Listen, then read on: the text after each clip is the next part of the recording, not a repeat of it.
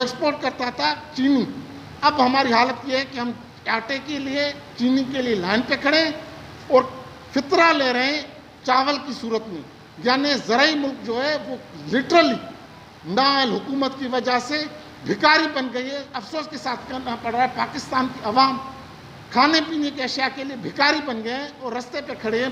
افسوس کے ساتھ کہنا پڑتا ہے.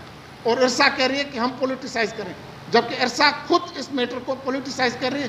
سندھ کی عوام کا حق جو ہے میں بار بار کہہ رہا ہوں اگر نہیں دیا گیا تو ہم ہر سندھ حکومت چیئرمین بلاول بھٹو زرداری صاحب کی قیادت میں ہر جگہ پہ ہر احتجاج کریں گے.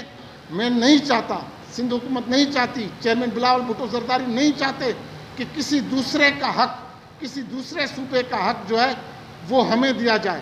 ہم صرف لڑ رہے ہیں اپنے حقوق کے لیے، ہم لڑ رہے ہیں اپنے حق کے لیے. پاکستان کی عوام کا صوبہ سندھ کا پاکستان پہ اتنا ہی حق ہے جتنا دوسرے صوبوں کے عوام کا.